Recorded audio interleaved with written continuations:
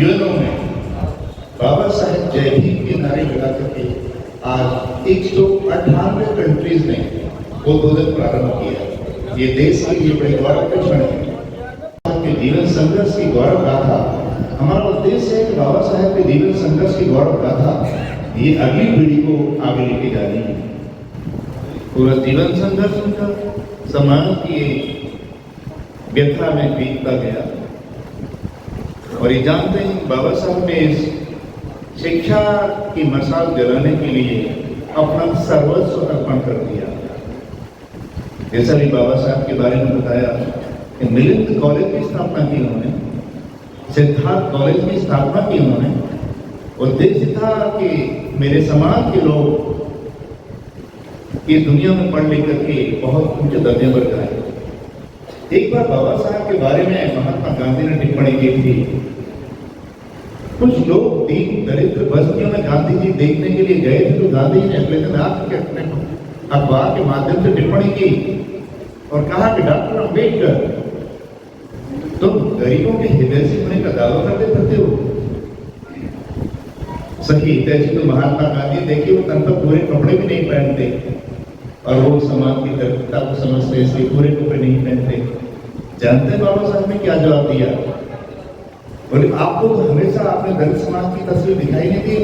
मैं जब भी देखता हूँ आपको, या लोगों ने कहा कि हम जब भी देखते हैं आपको हमेशा सूट बूट और अपडेट टाई में देखते हैं, और वो भी बहुत ऊंचे स्तर की टाई।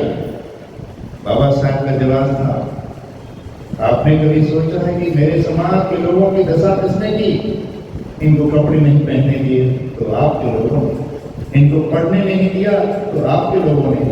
ये दशा जो पहुंचाई आज इनको सब किया है, इसलिए आज मैं समाज के लोगों को ये अच्छे कपड़े सूट और टाई पहन करके मैसेज देना चाहता हूँ कि मैं तुमको इस दशा में ला के खड़ा कर दूंगा। ये मेरा सपना है दीदी। और ये संदेश था तो ये दुनिया में बदलने के लिए, दुनिया को जन्मदास हिप्पी ने कहा था कि जब सभी एक जैसा सोच रहे हैं तो जानिए कोई नहीं सोच रहा है, जो अलग सोचता है वही सोचता है। सबसे बड़ी बात, जब बाबा साहेब डॉक्टर भीमराव अम्बेडकर ने संघर्षों के लिए संविधान निर्माण में अपना जो कार्य और योगदान जो दिया, इसमें सबसे बड़ा एक शब्द आता है जो संविधान की पराकाष्ठा उसका भी सबसे ऊपर है, ह्यूमन राइट्स, मानव अधिकार। और इसलिए मैंने बताया था कि बाबा साहब को ह्यूमन राइट्स के प्रहरी के रूप में आइजनहावर ने, अमेरिका के राष्ट्रपति ने उनको डीएससी की उपाधि से सम्मानित किया। महिलाओं की तरक्की के बारे में 1931 में जब बाबा साहब राउंड टेबल कॉन्फ्रेंस में भाग लेने के लिए जाते हैं, तो राउंड टेबल कॉन्फ्रेंस में बाबा साहब ने, British prime minister Ramsay MacDonald थे, British prime minister Ramsay MacDonald के सामने प्रश्न रख दिया और इसका जिक्र बाबा साहब ने अपने what Congress of Gandhi have done to the untouchables इसमें जिक्र किया है। उसमें उन्होंने कहा कि क्या बताया जा सकता है, पिछले 150 वर्ष के शासनकाल में ब्रिटिश सरकार ने भारत में अनटचेबिलिटी को खत्म करने के लिए क्या प्रयास किए हैं? मुझे इसका उत्तर चाहिए। रेमजे मैकडोनाल्ड जैसा प्रधानमंत्री, ही वाज स्पीचलेस, शांत हो गया, उत्तर नहीं था। These were the words। बाबा साहब ने सबसे ज्यादा इक्वलिटी, लिबर्टी एंड फ्रेटर्निटी, और ये कहां से लिए? फ्रांस की दुनिया की सबसे पहली क्रांति थी 1789 की, वहां से लिया था बाबा साहब ने कि we want equality, we want equality, liberty and fraternity. और इसलिए बाबा साहब ने सामाजिक दायरे में ये बात कही गई है, equality and liberty are the deepest root of the democracy. तो डेमोक्रेसी के इतने बड़े प्रशंसक, हिमायती थे बाबा साहेब, इसलिए उन्होंने धारणा को आगे लेकर के गए।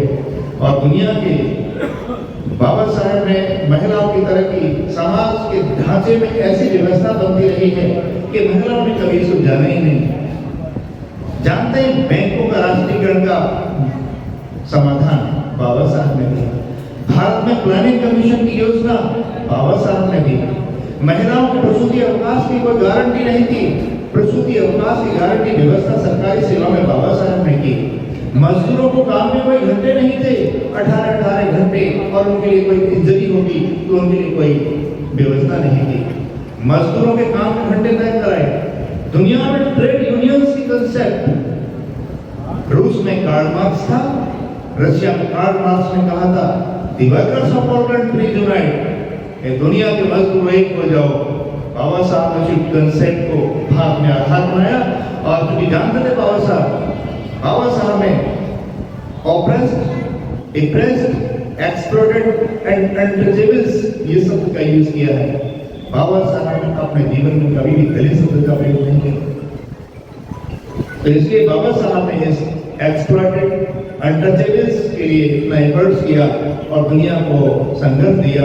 संघर्ष के रास्ते पर परम शिक्षा जगत की मिसाल जलाने चले हैं, और दुनिया में बदलाव लाने के लिए बहुत जरूरी है।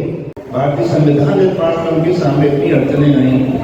एक हिंदू कोड बिल, बाबा साहब ने जितने संविधान निर्माण में जितना समय लिया, सबसे ज्यादा संघर्ष में हिंदू कोड बिल पर हुआ, और बहस में इसका परिणाम ये हुआ हिंदू कोड बिल में महिलाओं को बराबरी का हक दिए जाने की वकालत की हर तरीके से। यहाँ तक बात पहुंच गई कि मिनिस्ट्री में 26 सितंबर तो 1951 बाबा साहब ने कानून मंत्री के पद से इस्तीफा दे दिया। ये इस तरह की आप देखते हैं बाबा साहब ने पल पर हर बार संघर्ष किया। जानते हैं देश कैसे चलता है, भारतीय संविधान से, और संविधान में जो व्यवस्था दी गई है, दुनिया आज इधर नहीं चल सकती। तो भारतीय संविधान में क्या हमारे राइट्स हैं, फंडामेंटल राइट्स हमारे क्या हैं, ड्यूटीज क्या हैं, इन सब चीजों में जानने के लिए हम हमेशा ही सहारा लेते हैं भारतीय संविधान का और संविधान विशेषज्ञ का।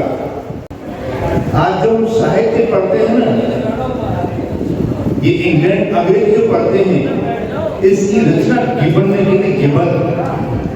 गिबन ने ये ब्रिटिश डिक्शनरी बनाई थी, और उसको 26 साल लगे थे ब्रिटिश शब्दों को बनाने में, अंग्रेजी शब्दों को बनाने में। ये जो आप देख रहे हैं बुद्ध में जयते, ये शब्द मैंने अभी ईजाद किया है। ये शब्दकोश में नया शब्द मैंने अभी ईजाद किया है। ये कहीं अभी आपको ये मैंने अपने सोच से ईजाद किया है, बुद्ध में जयते। तो इस तरह की चीज आगे बढ़ती रहनी चाहिए। अगर आपने अभी तक हमारा चैनल सब्सक्राइब नहीं किया है तो सब्सक्राइब करें, और घंटी का बटन बिल्कुल भी दबाना ना भूलें, ताकि सभी लेटेस्ट खबरें पहुंच सकें आप पे सबसे पहले।